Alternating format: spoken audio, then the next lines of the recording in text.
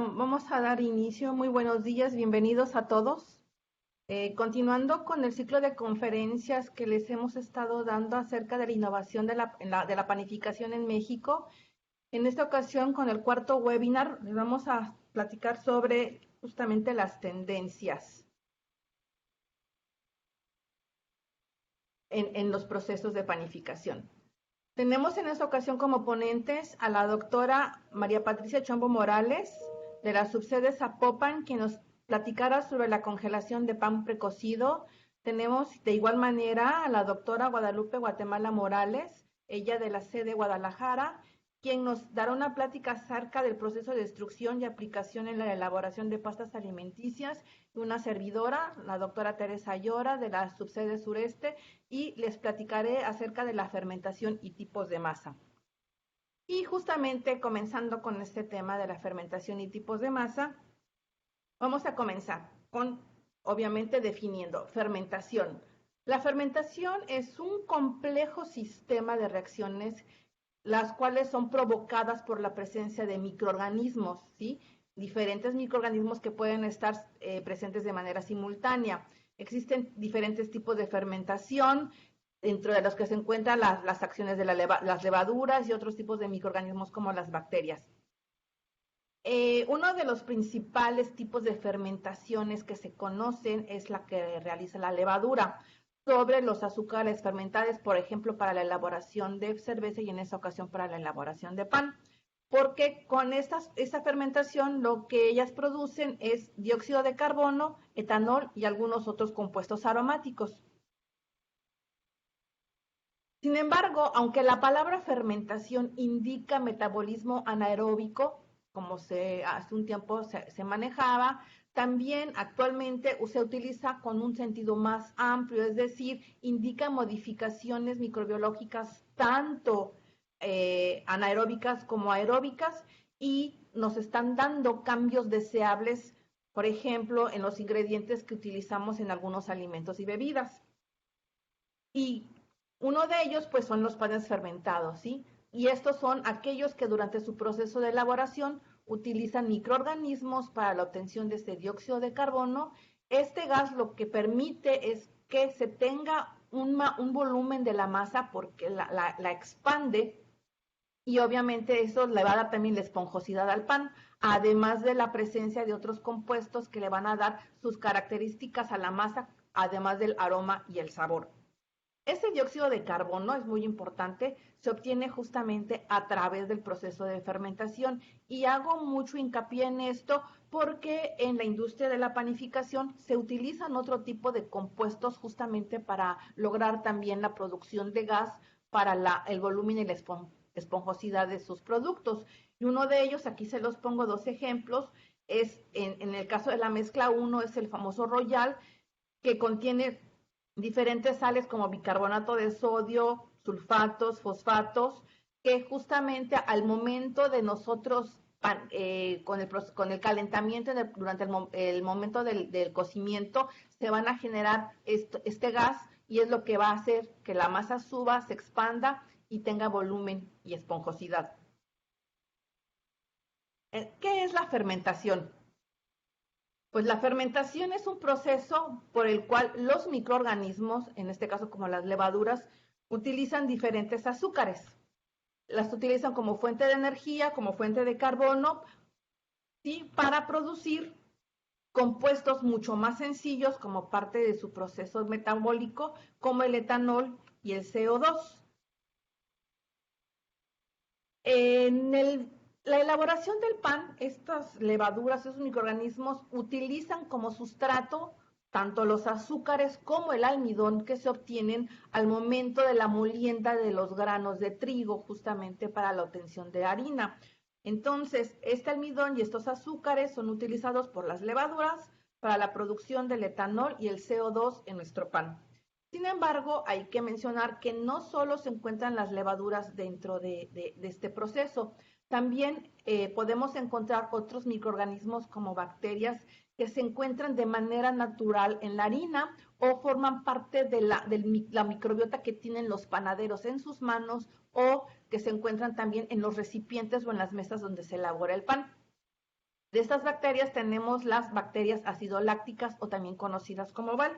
Estos microorganismos utilizan de igual manera los azúcares para la producción de diferentes compuestos como el ácido láctico, el dióxido de carbono, el ácido acético. Y esto es muy importante en un pan porque estos compuestos le van a proveer a nuestro producto acidez, aroma, extensibilidad, tenacidad y le pueden extender su vida de anaquel, o sea, conservarlo justamente por esa disminución en el pH. Y para poder entrar ya de lleno al tema, les voy a platicar que los diferentes tipos de masa. Tenemos obviamente las que no son fermentadas. Dentro de estas tenemos aquellas que se utilizan para la elaboración de tartas, también se pueden utilizar para la elaboración de pastas a través de un proceso de extrusión, finalmente son masas.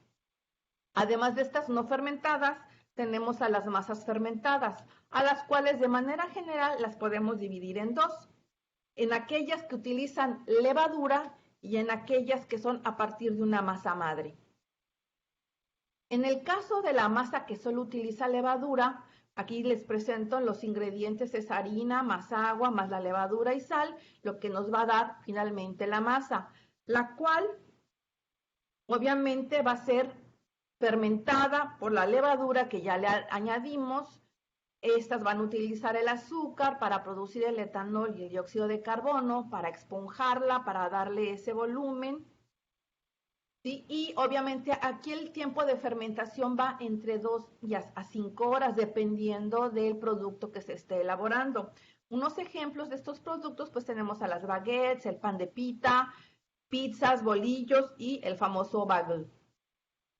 En lo que se refiere a la masa madre, aquí es muy importante porque el cultivo iniciador, de hecho tiene un cultivo iniciador, es un cultivo simbiótico entre todos los microorganismos que se encuentran de manera natural en las harinas. Y entre estos tenemos a las levaduras y a las bacterias que están presentes también en el medio ambiente y, como ya había mencionado, también en las manos del panadero.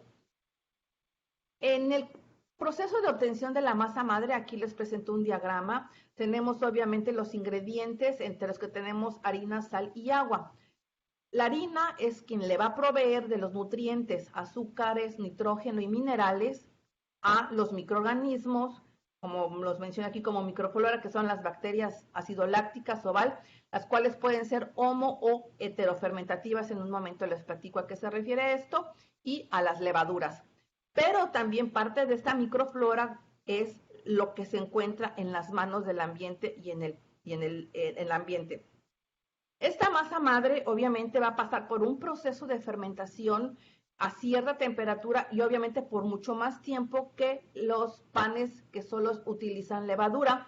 ¿Por qué? Porque lo que se busca es disminuir el pH, que se formen otros compuestos volátiles, además del dióxido de carbono.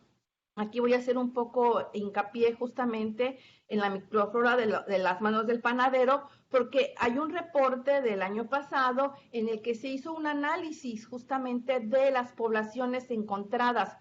Por ejemplo, en el panel A y en el panel B, la microflora de las manos de los panaderos. Cada letra corresponde a una masa madre diferente y obviamente a un panadero diferente. Y en los paneles B y D son las masas madres elaboradas por cada uno de esos panaderos. Entonces pueden observar que lo que se encontró tanto en las manos de los panaderos se puede encontrar también en la masa madre. Y eso obviamente enriquece la fermentación y a cada pan, a cada masa madre le va a dar ciertas características diferenciales. Muy bien. ¿Qué pasa justamente dentro de una masa madre durante el proceso de fermentación? Bueno, pues tenemos a las levaduras, que lo que van a producir es el dióxido de carbono, el etanol y otros alcoholes más compuestos aromáticos, y estos últimos son los que le van a dar cierto sabor. En el caso de las bacterias lácticas, como les platicaba, pues tenemos homofermentativas y heterofermentativas. Las homofermentativas lo único que producen es ácido láctico, con más los compuestos aromáticos que también van a contribuir en el sabor. Este ácido láctico lo que contribuye en la acidez y también potencia el sabor, en este caso de la masa madre y finalmente del pan. Y en el caso de las heterofermentativas, como productos de su metabolismo, Tenemos ácido láctico, ácido acético y alcohol. Estos productos, estos compuestos, lo que van a dar es acidez, sabor y volumen a la masa madre y al pan, y también producen ciertos compuestos aromáticos que al mismo tiempo que los demás contribuyen al sabor del pan. Estos compuestos, tanto el ácido láctico, ácido acético y alcohol, van a darle a esta masa madre y al pan la textura y frescura al final, ¿sí?, del proceso. Muy bien, ¿y qué pasa después de tener la masa madre? Bueno, pues viene el proceso de elaboración del pan.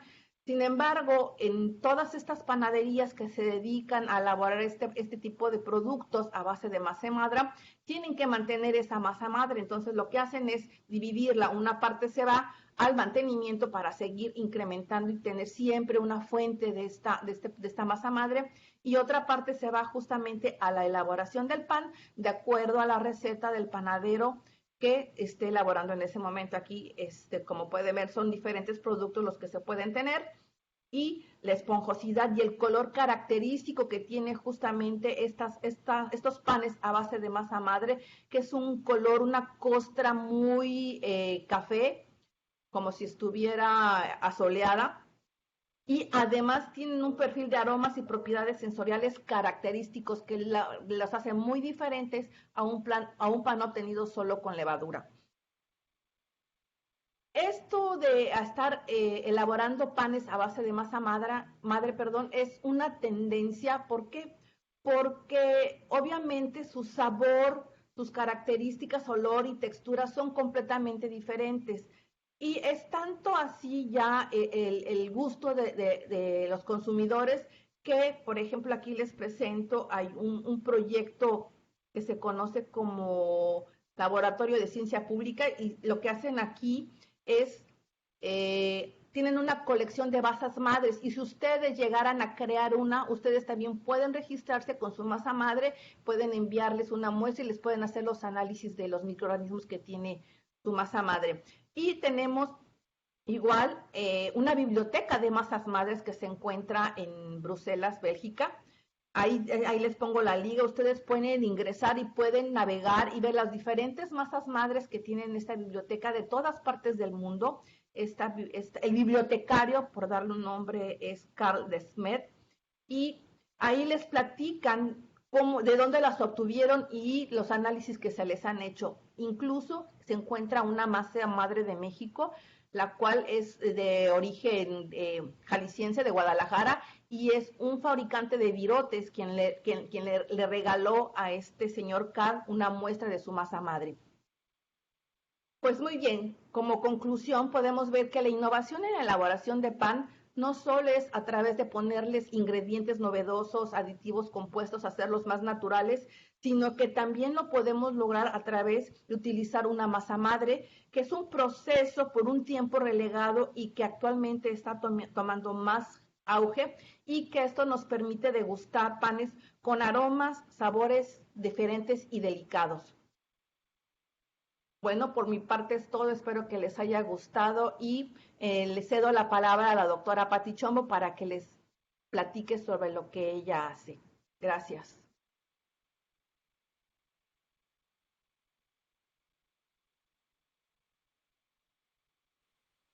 Ahora sí. Buenos días a todos. Una disculpa por estas inconveniencias. Mi nombre es Guadalupe María Guatemala Morales. Soy investigadora en el área de tecnología alimentaria en CIATEC, y cuando acabe la pandemia, pues pueden visitarme allá en mi oficina en la sede de Guadalajara. En esta ocasión les hablaré del proceso de extrusión y su aplicación en la elaboración de pastas. Recordemos que el proceso de extrusión, y en particular de materias primas provenientes de fuentes alimentarias, se ocupa del proceso de amasado, de mezclado, cocción y transformación del material en polvo o molido, alimentado a través de una tolva, que con la ayuda de la energía de corte ejercida por un husillo y junto con el suministro de un flujo de calor adicional en el compartimento que lo contiene, el alimento se calienta hasta su punto de fusión o punto de plastificación. En ese estado reológico modificado, el alimento se transporta a alta presión por una serie de troqueles de lucillo hasta la salida, a través de una boquilla o dado, donde el alimento se le da forma o simplemente se expande. Este proceso se utiliza mucho en la industria de alimentos para la fabricación de botanas, cereales, hojuelas, alimentos para mascotas, productos texturizados de soya, dulces, en fin, una gran cantidad de productos, entre ellos las pastas alimenticias. Es un proceso muy versátil. Se aplica a una amplia gama de productos diferentes de la rama de la industria, no solamente en la alimentaria, sino en la química y la farmacéutica, donde muchos productos no se pueden elaborar fácilmente por ningún otro proceso. El proceso de extrusión es un proceso de cocción termomecánico de altas temperaturas y tiempos cortos, en donde existe transferencia de masa, calor y reacción química debido a los cambios de presión y cizallamiento que se combinan para producir efectos tales como la esterilización, que reduce la contaminación microbiana, interacciones físico-químicas, donde se afecta la estructura y composición de las proteínas, como es la desnaturalización, que provoca cambios en sus propiedades funcionales, tales como la solubilidad, capacidad de retención de agua, emulsificación, gelificación y la texturización, que aumenta la digestibilidad. También se presenta la gelatinización del almidón y la formación de complejos entre la amilosa y los lípidos. La combinación de los ingredientes, las condiciones de operación del equipo y el tipo de extrusor provocan la expansión de la masa extruida. La extrusión por fusión se aplica principalmente en la industria farmacéutica. También se conoce como extrusión por fusión en caliente, que consiste en la manufactura de dispersiones sólidas donde biopolímeros se utilizan como excipientes. Puede dar la inactivación térmica de inhibidores y factores que alteran la digestibilidad o el sabor. Y desde luego, la configuración del lucillo provoca la cantidad de acción de mezclado deseado. Por supuesto, secado debido al calentamiento. En esta ocasión, enfocaremos la plática al proceso de extrusión para la elaboración de pastas alimenticias. Y entonces nos surge la siguiente pregunta: ¿qué son las pastas alimenticias? La norma NMX F023S1980 para pastas de harina de trigo y o semolina para sopa y sus variedades presenta 3 definiciones. La primera nos dice que la pasta de harina de trigo y o semolina para sopa es el producto elaborado por la desecación de las figuras obtenidas del amasado de semolina y o harina de trigo, agua potable, ingredientes opcionales y aditivos permitidos. La segunda definición se refiere a lo señalado en el numeral 3.1, pero además debe contener huevo, es decir, debe contener sólidos de huevo entero o de yema de huevo, o bien huevo entero líquido o yema de huevo líquido en ciertas proporciones, además de los aditivos permitidos, exceptuando los colorantes artificiales y naturales. Y la tercera definición se refiere a lo señalado en el numeral 3.1, pero además también debe contener vegetales como la zanahoria, tomate, espinacas y betabel, en cantidades no menores del 3% del vegetal deshidratado en el producto terminado. Y también los ingredientes opcionales, exceptuando colorantes artificiales. Los ingredientes opcionales en las pastas para sopa pues se presentan aquí: es la sémola, harina bromatada, clara de huevo, sazonadores, y los aditivos son los permitidos por la Secretaría de Salud, como los colorantes naturales o artificiales, fosfato disódico y monosterato de glicerilo. Para mayores detalles, por favor, les aconsejo consulten directamente la norma. El ingrediente estrella para la formulación o elaboración de pastas es la sémola o semolina de trigo. Esta no es otra cosa más que la harina gruesa, poco molida, que procede del trigo y de otros cereales, con la cual se fabrican diversas pastas alimenticias, ravioles, espaguetis, fideos y otras. Se obtiene moliendo el endospermo del trigo duro de la especie Triticum durum. Esta harina presenta el color amarillo natural del grano y se caracteriza porque tiene un alto contenido en gluten. Para los que llegaron tarde y no escucharon la presentación de la doctora Tere Ayora, se han de estar preguntando, pues, ¿qué tienen que ver las pastas o qué tiene que ver la panificación con el proceso de extrusión y con el tema de elaboración de pastas? Bueno, para responder esta pregunta, les mencionaré que los panes y las pastas se elaboran mayormente con harina de trigo y o sémola de trigo, mezclas de harina de trigo blando y harina de trigo duro, para generar o producir masas. Y estas masas hay que moldearlas. Estas masas hay que moldearlas con un equipo especial. Claro, las que son hechas caseras, las pastas blandas, pues no lo requieren o son extrusores muy rudimentarios. Pero para cuando nosotros queremos elaborar pastas duras, donde queremos una larga vida de anaquel, una gran durabilidad del producto, entonces utilizamos procesos más elaborados y equipos más sofisticados. El proceso de producción industrial de pastas alimenticias inicia con la selección de los materiales.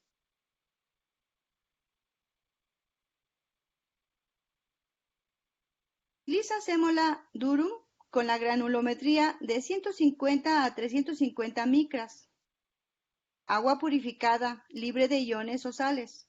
No debe contener sales cálcicas, magnésicas, ni indicios de cloruros, ya que estos generan productos deficientes y frágiles.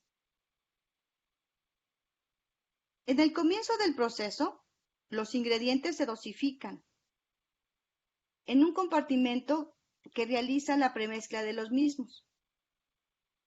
El volumen del agua se ajusta con la humedad inicial de los ingredientes hasta alcanzar un 30%. Luego del mezclado se pasa al compartimento de amasado, donde se busca gradualmente que la hidratación sea homogénea en todos los gránulos de la harina o sémola que componen la masa, para evitar defectos en las pastas secas, como son las manchas blancas. Algunos equipos incorporan vacío durante el amasado, para evitar la oxidación enzimática de los pigmentos naturales de la sémola. Luego del amasado, la masa ingresa a la unidad de extrusión, donde un tornillo sin fin fuerza su paso a través de una abertura que le otorga la forma final al producto. En esta etapa, la masa sufre compresión y fricción mecánica que incrementa su temperatura. Esta condición puede implicar riesgos tales como sequedad excesiva en el producto, por lo que la temperatura no debe superar de los 40 grados centígrados. La salida de la extrusora posee una pieza intercambiable, el denominado tallador o dado, que otorga distintas formas a las pastas. Después, para poder lograr una efectiva estabilidad y aumentar la vida útil del producto, hay que secar la pasta hasta una humedad entre el 12 y el 14%. Un adecuado proceso de secado generalmente involucra varias etapas para minimizar cambios estructurales indeseables. Una práctica muy común es el uso de 3 etapas: el presecado, secado y enfriamiento. Las variables importantes a controlar en este proceso son la humedad y la temperatura del aire y la humedad y la temperatura del producto. El tiempo total de secado va a depender de la composición, geometría y del tamaño. Después del secado, las pastas son transportadas por elevadores de cangilones hacia tolvas donde son envasadas. Finalmente, las pastas quebradas se separan por tamizado y pasan a un proceso de molienda para ser nuevamente recicladas.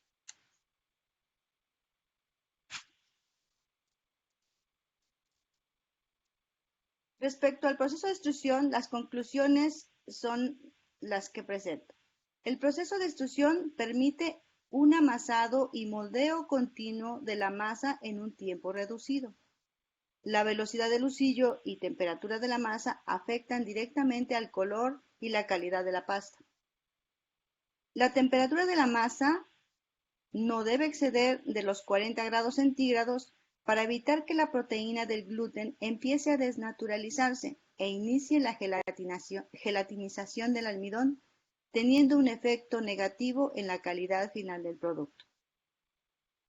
Finalmente, en Ciatec, dentro de la línea de alimentos extruidos y funcionales, trabajamos con diversas materias primas como semillas, leguminosas, cereales, extendiéndonos a una amplia gama de ingredientes novedosos, derivados de subproductos de frutas, vegetales y otros productos de la industria alimentaria, los cuales, como se ha venido mencionando a lo largo de diferentes presentaciones y seminarios, contienen compuestos de alto interés nutrimental y de salud. En este esquema les muestro un gráfico simplificado de los parámetros y componentes importantes en la investigación que desarrollamos. En primer lugar, caracterizamos las materias primas a utilizar, analizando su composición, propiedades y posible problemática, para después pasar, si fuera necesario, a ciertos pasos de pretratamiento y preparación. Una vez listos los ingredientes en polvo o harinas, se realizan pruebas preliminares para identificar el comportamiento del alimento extruido bajo ciertas condiciones, para con esto sugerir un diseño de mezclas y optimizar la formulación del alimento. Simultáneamente, se realizan pruebas con el equipo, identificando su comportamiento al modificar ciertos parámetros como son el tipo de husillo, la velocidad de rotación, el flujo de alimentación, porcentaje de humedad, temperatura y dados. Toda esta información que se genera sirve para optimizar la formulación con las mejores características físico-químicas, funcionales y sensoriales del producto. Bueno, pues por mi parte es todo y le cedo la palabra de nuevo a la doctora Patti Chombo, que va a continuar con la plática. Muchas gracias por su atención. Una disculpa, me imagino que es el internet. Voy a intentar de nuevo ahora que pueda subir la presentación.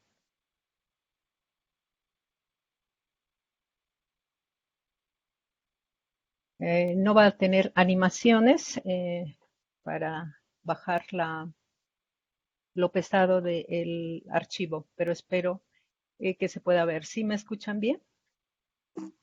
Sí, Pati, Gracias. adelante. Pues buenos días a todos. ¿Cómo se recorre? Así con el cursor nada más, ¿verdad? Bueno, les comentaba que la congelación, perdón, como método de conservación de los alimentos sigue siendo tendencia.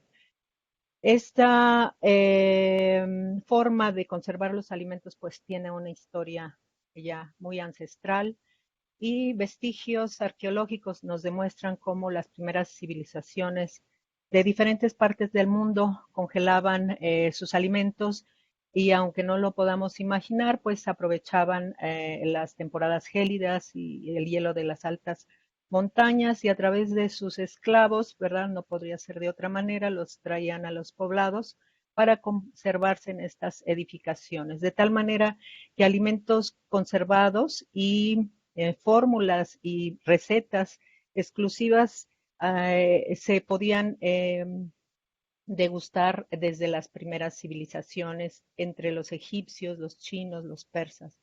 Estas construcciones posteriormente también se encontraron en Europa. Ya más cercano a esta época, a mediados del siglo XIX, se comercializó el hielo aserrado de los lagos. Fue casi por media siglo que se pudo disfrutar y se hizo costumbre el enfriamiento de los alimentos y de las bebidas por cubitos de hielo. Eso fue hasta que se descubrió la electricidad y pues las primeras máquinas refrigerantes y de hielo comenzaron a desarrollarse y a patentarse.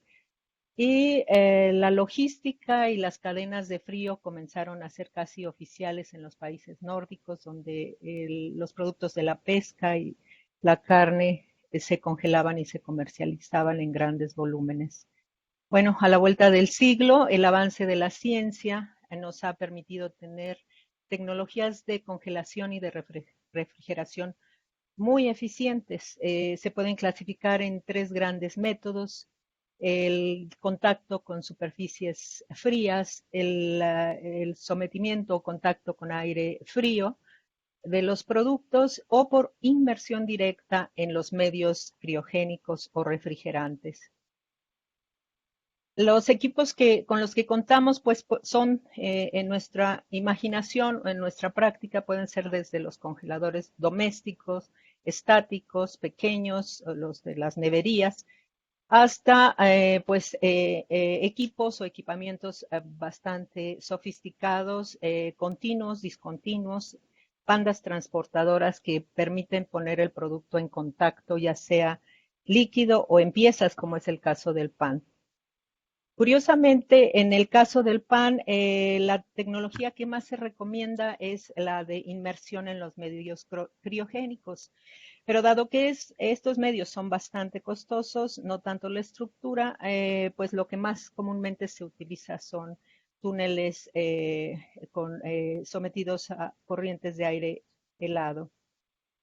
Bueno, adentrándonos al congelamiento, un pequeño repaso muy esquemático, porque pues el congelamiento de los alimentos es muy complejo y pudiera ser motivo de hasta estudios de posgrado en función de lo que buscáramos explicar.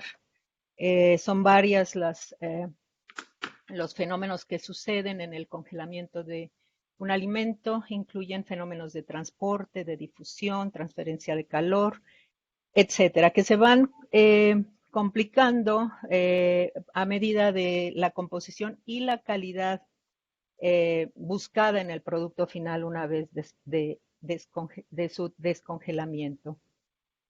En esta imagen traté de explicar cómo un fenómeno más concreto de la congelación que contiene un alimento como el pan, en donde el agua, que en promedio tiene cuando está cruda un 50% es agua, como al ser sometida a una congelación lenta, a través del tiempo y del descenso de la temperatura, se va generando las semillas o núcleos de hielo, y estos van creciendo en tamaño, y en esta parte amarilla que ejemplifica la estructura de la masa, puede a través de esa congelación lenta afectarse y inclusive provocar la ruptura de algunas estructuras y deshidratarse. Es decir, que se salga el agua y se congele formando los hielos en el exterior de la estructura. La descongelación, si también es lenta, pues al final vamos a tener una estructura de baja calidad.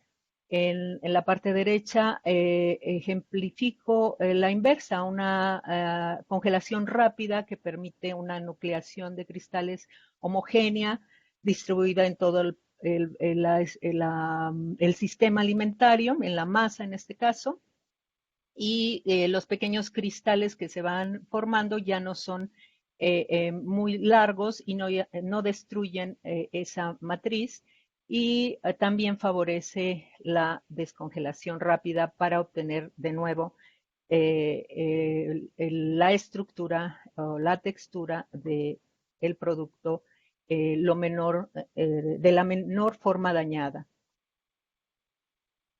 La descongelación, como lo estoy mencionando, pues sigue una curva en un principio acelerada con respecto a la forma del producto. Imaginemos un pan que se está descongelando, pues al principio la superficie empieza a formar, a licuarse, y ya en el interior del hielo, pues a través, inclusive aunque estemos incrementando la temperatura, se vuelve una fase estática, y pues esto se debe a la diferencia de las propiedades térmicas entre el hielo y el agua. Tratando de hacer un resumen de esta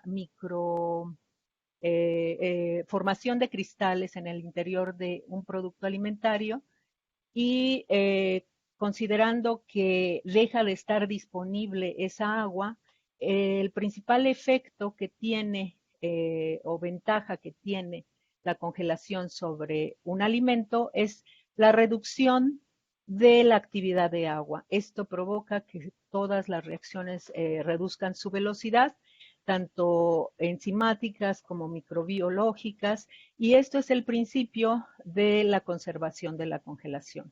En el caso de los panes, la conservación puede extenderse congelado hasta más de 3 meses. Algunos productos como los cárnicos pueden extenderse pues hasta años, ¿verdad? Y los microorganismos reducen su actividad y de tal manera que se puede considerar una tecnología, la congelación, bastante noble, porque puede evitar el uso o abuso de conservadores. Desde luego la congelación tiene desventajas, la congelación tiene desventajas, y estas incluyen la degradación de algunos componentes, como son las vitaminas. Si no hay procesos controlados con respecto a la higiene y el manejo previo o posterior a la congelación, pues también se puede activar el desarrollo de microorganismos patógenos. Con respecto a la pérdida de componentes o a su degradación, tenemos que considerar que los tratamientos previos a la congelación, la misma congelación, el almacenamiento del producto congelado y su descongelamiento, son los puntos críticos que tienen que tener un control específico, y sus parámetros deben de estar muy especificados para lograr el deterioro o que se minimice la desnaturalización de proteínas, que no se acelere la retrogradación o envejecimiento del almidón, en este caso del pan, y que se evite la contracción de los lípidos, que todas ellas pudieran contribuir a afectar las propiedades macro y microestructurales del producto. Especificando ya más con estos fundamentos de la cristalización del agua, podemos imaginar que sí se puede congelar una masa cruda o una masa cruda fermentada, un pan precocido o alimentos con alguna base de pan. Las condiciones son específicas para cada uno de ellos. Y yo me voy a enfocar a un pan precocido de tipo francés, ya que requiere, en una investigación que hicimos, comparamos cuál era la mejor manera de conservar un pan tipo francés. El pan tipo francés es el que conocemos dependiendo de su forma. En nuestro medio lo conocemos como baguette o bolillo o virote, o inclusive Kaiser, cuando es una semiesfera y con sus cortes de adorno parecen un reguilete. En esa investigación encontramos que el pan precocido congelado es la mejor forma de obtener las características deseables de este tipo de pan, que es un pan que contrasta su interior con una miga suave y humectada contra una costra crujiente, dorada y con aromas deseables. Esto es lo que les presento enseguida, en donde cada una de las operaciones nos indican que deben ser controlados desde la formulación y el resto de las operaciones, incluyendo la fermentación, que ya nos habló la doctora Tere de sus detalles, y enseguida aspectos de los parámetros del proceso de congelación, conservación y descongelación. Hablando de la formulación para este tipo de pan, es esencial tres aspectos: una harina de alta fuerza de gluten, es decir, de 14% por lo menos de proteína, un agua no dura, de excelente calidad microbiana, y una levadura fresca. En algunas formulaciones hay un poco de grasa y desde luego la sal. Son los elementos básicos. En nuestra experimentación encontramos que también favorece algunos ligadores de humedad, como aislados de soya o concentrados de soya, y algunos tensoactivos para evitar el retardamiento del almidón. En estas simples imágenes se observan las secuencias que ya conocemos, pero en el caso del pan precocido o congelado, se hace indispensable evitar en cada una de las operaciones la pérdida de humedad, lograr la mejor distribución de los ingredientes, la humectación del gluten y de los gránulos de almidón, para lograr la textura deseada y la fermentación óptima, que en este caso se considera una primera fermentación, en donde se desarrollan esos aromas deseables. Después de esta parte, que puede durar hasta 5 horas o pueden en algunos casos pasar al siguiente día, se bolea o se hace la forma respectiva, pero siempre cuidando evitar que se deshidrate la masa, porque esa agua debe conservarse para poder congelarse adecuadamente. Después de este proceso, se realiza la segunda fermentación, dando lugar al volumen deseado del producto, o el volumen que esperamos que tenga al final, cuidando siempre que no pierda su humectación, y es el momento en el que se puede precocer. Esto es un horneado, dependiendo del tamaño, de 3 a 5 minutos, si es pequeño, hasta 10 minutos, si es una baguette grande. Tenemos que conocer el tipo de horno, pero igual aquí es esencial el baño de vapor o rociar las piezas con agua para evitar su deshidratación. Hay que lograr que la total gelatinización del almidón, la total coagulación de las proteínas, pero evitar la pérdida de humedad en esta fase. Lo que se observa con una apariencia de productos casi terminados, sin el color de la superficie ya dorada, sin su textura. Por el contrario, se debe de observar una textura tersa, suave, humectada en su interior, pero totalmente cocida en su interior. Una vez que se tiene este punto en el horneado, se puede congelar. La congelación, como ya lo expliqué, debe ser rápida para evitar el daño a la miga, y así se puede almacenar. El almacenamiento de este tipo de pan debe de preferencia hacerse por separado, logrando pues que no se entren en contacto una pieza con otra, para evitar que se dañe su superficie a la hora de descongelarse o a la hora de hornearse, porque puede provocar el desprendimiento de la costra, y eso es lo que no queremos.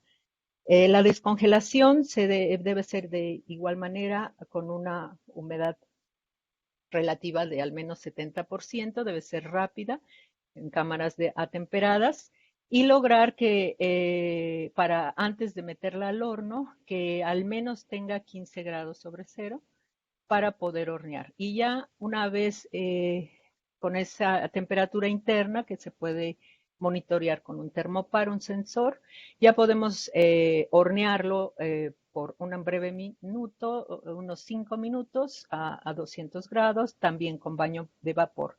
Así vamos a tener las características de este famoso pan francés y puede conservarse, como les digo, en un congelador doméstico o en congeladores industriales, ultracongeladores hasta por 3 meses. Bueno, esta era la breve información que quería darles al respecto de este tipo de pan. Como conclusiones, podemos ver que es factible congelar los productos de la panificación, pero para lograr la mejor calidad necesitamos conocer su composición o el tipo de producto, el tipo de textura que queremos, el tipo de miga, y tenemos que optar por tecnologías que favorezcan una congelación rápida y una descongelación rápida y desde luego aplicar en todo momento las buenas prácticas de manufactura. Entonces, las ventajas de una congelación del pan, además de extender su vida útil y evitar el uso de conservadores, a esto se le suma la disponibilidad de contar con pan recién horneado en casa o en puntos de venta. Esto es lo que les quería comentar y pues muchas gracias por su atención. Espero que sea algo de utilidad esto. Muchas gracias. Gracias, Pati. No sé si alguien tenga alguna pregunta. Vi que no escribieron aquí en el chat. También mientras comentarles que también dentro de 15 días tenemos nuestro siguiente webinar de la parte de consumidores y casi en un mes nuestro último webinar relacionado a la parte cultural con identidad en México. No sé, alguien que nos quiera hacer alguna pregunta aquí a las ponentes.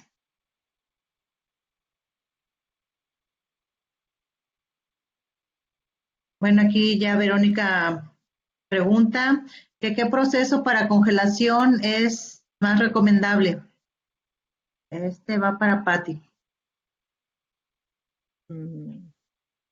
No sé si es para un pan específico o doméstico o un producto. Si me puede especificar más la pregunta. Ok, Verónica, no sé si nos quieras poner para qué tipo de producto, para casero.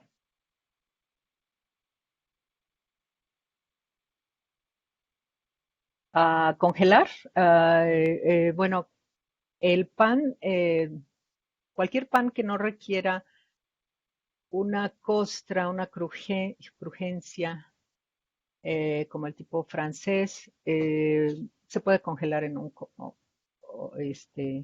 congelador doméstico, definitivamente. Tienes que cuidar, nada más la parte higiénica de la manipulación, porque va a ser un producto ya panificado, ya horneado, tiene muy poca humedad. Entonces no va a ser muy grave el deterioro de su consistencia, de su textura interna. Así que la congelación en tu congelador doméstico es factible, ¿no? Lo que yo les presenté es cuando un pan requiere de cierta, digamos, consistencia, sobre todo su costra, ¿no? O su superficie.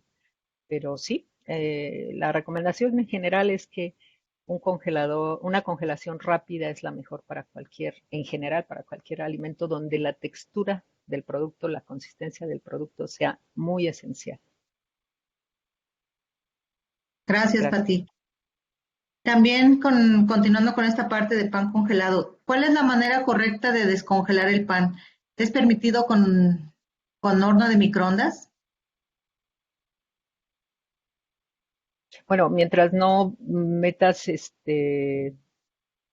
algún recipiente o un contenedor que no sea el apropiado, sí, normalmente va a provocarse un poco de elasticidad o chiclosidad en la proteína o elasticidad de alguna manera, pero sí, sí se puede descongelar. No sé si lo han intentado ustedes, pero se provoca una cierta elasticidad no adecuada en el producto y pierde sus características. Eh, Igual se descongela la superficie primero y se desprende fácilmente el producto, la superficie. Ok, gracias, Pat. En esta parte también continuando, mencionan cuando hay masas congeladas, puede ser por igual para masas tipo felte que masas bizcocheras o hay diferencia. ¿No? En masas bizcocheras, o sea, que tienen más grasa, sí hay diferencias, los parámetros se mueven, los tiempos se mueven.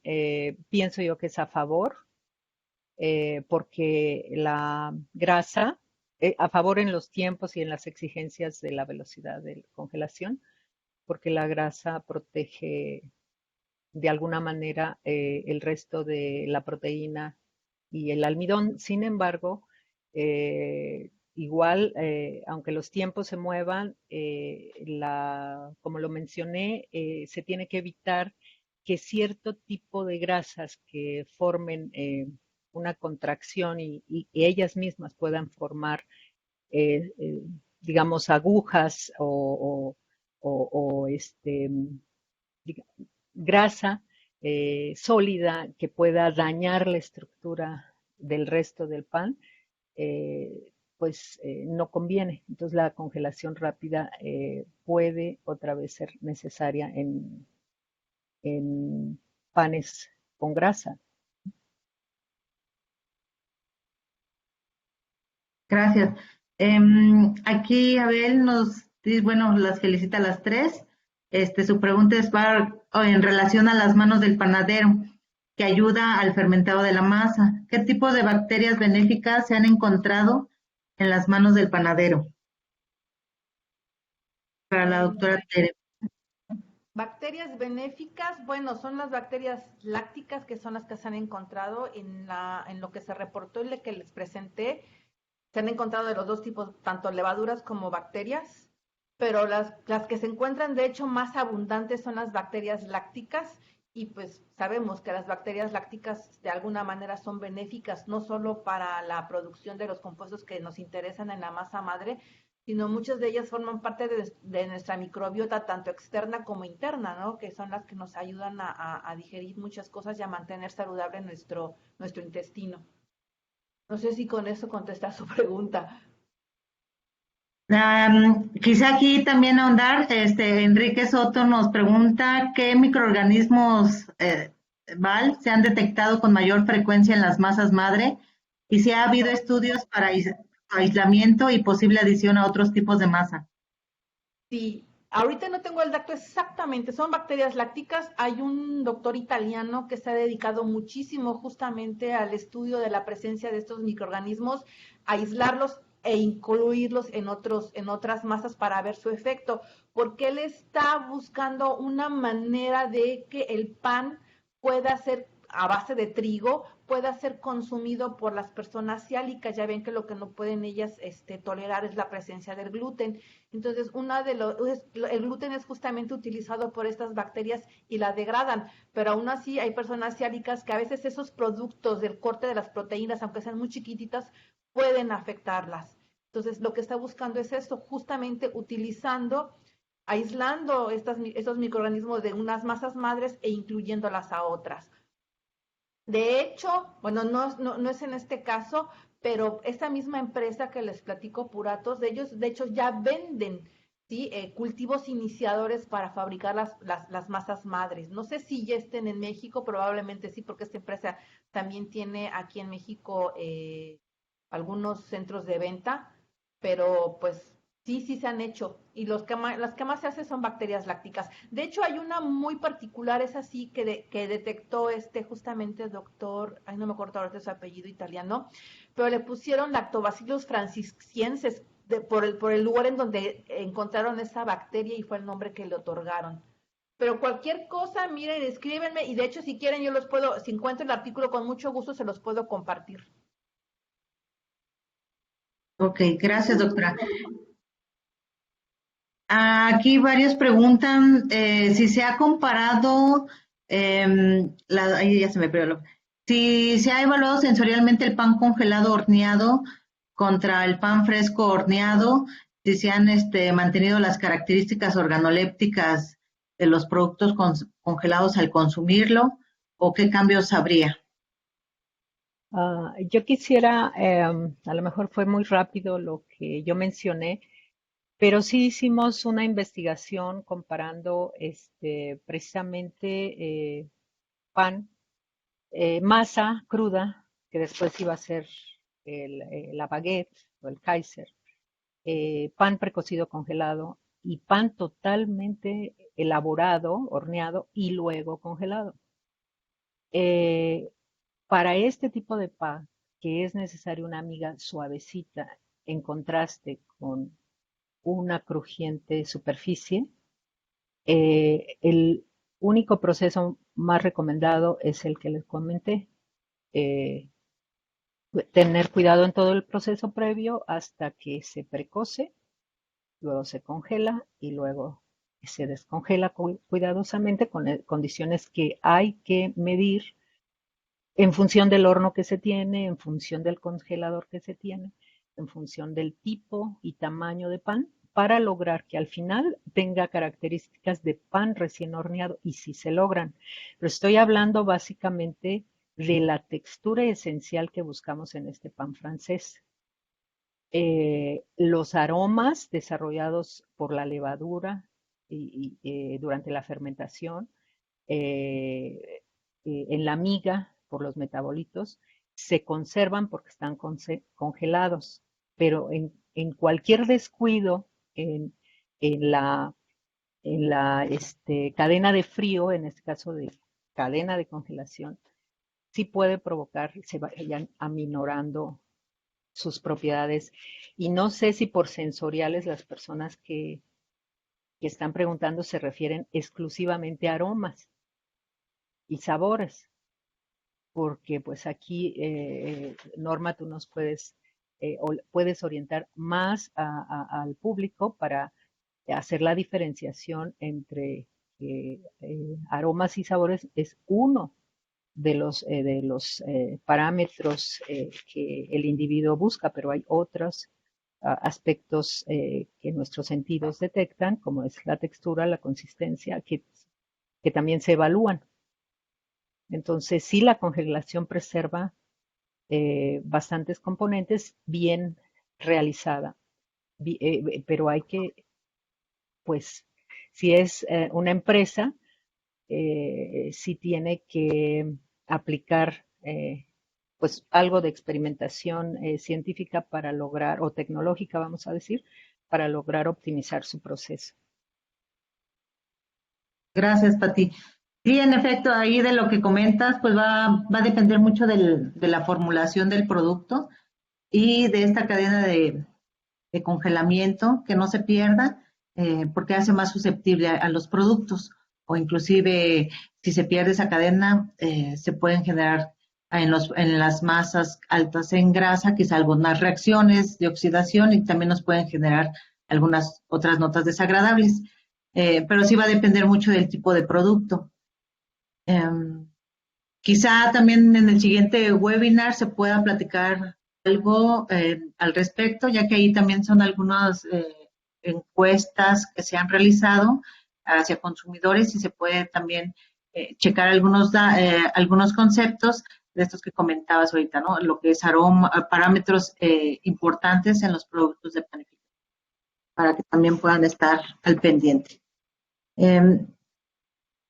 Continuando, aquí pregunta Jocelyn, muchas gracias por su charla. Una duda para la elaboración de pastas.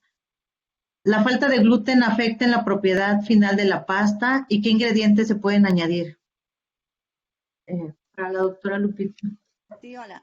Mira, principalmente las pastas comerciales o las pastas que conocemos se elaboran con trigo de la variedad trigo duro. Sí, lo mencioné, trigo durum. Y se caracteriza por tener un alto contenido de proteínas y esas proteínas son las que forman el gluten. Entonces, para los que están enfermos o que tienen alguna reacción alérgica al gluten, hay procesos de eliminación del gluten desde la molienda, pues, hay toda la preparación de la harina, no durante el proceso de elaboración. Así va para allá la pregunta. Entonces, ¿cómo afecta el gluten? El gluten es muy importante porque da fuerza a la masa. Entonces, por eso es que las pastas que utilizamos, bueno, que se utilizan para la elaboración de estos productos, son pastas con un trigo especial que tiene un alto contenido de gluten. Ok. Gracias. Aquí también, ahí se me perdió aquí, Daniel Soto nos preguntaba de si existe algún programa de innovación o libro sobre panificación para no químicos que recomienden, dónde se pueden revisar las conferencias. También acá preguntaban, ya contestó Carolina, que las presentaciones están en la página del CIATEC, del YouTube, ahí las pueden revisar. Y con respecto al libro relacionado a estos temas, doctoras, ¿pueden sugerir alguno?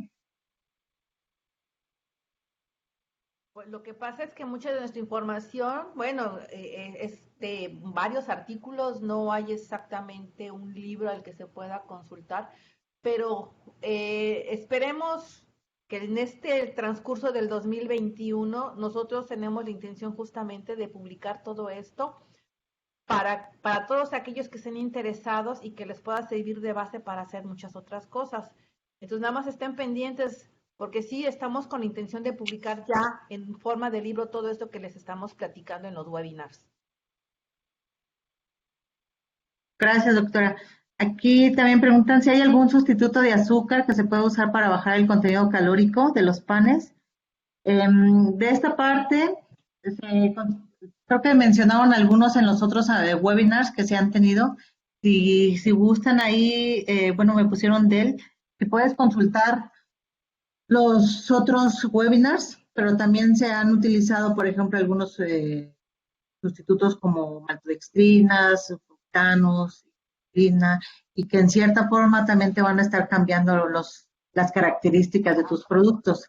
Entonces ahí va a depender mucho del tipo de producto y qué cantidad también querer disminuir, ¿no? Ahí considerar también las normas para que puedan considerar si es un producto bajo o reducido de azúcar.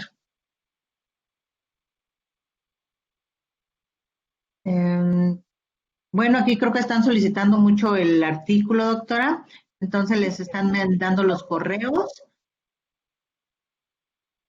Bueno, aquí pues les mandan felicitaciones.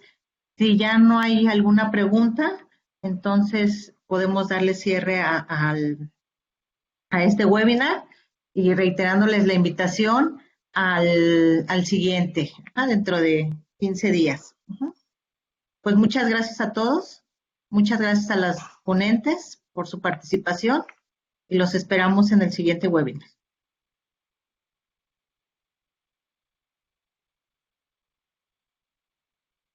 Gracias a todos los asistentes, gracias por tenernos paciencia de los problemas técnicos y pues felicidades a mis compañeras. Gracias a ti, también felicidades a las tres. Muchas gracias y si surgen preguntas, por favor, escríbanos. Estamos los para ¿No correos. podrían todos prender su cámara, por favor? A mí me interesa verlos.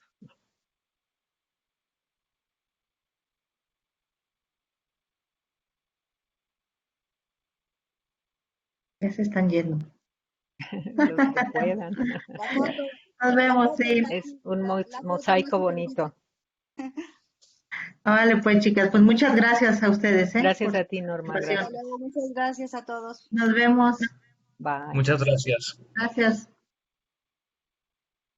Gracias. Hasta luego. Hasta luego.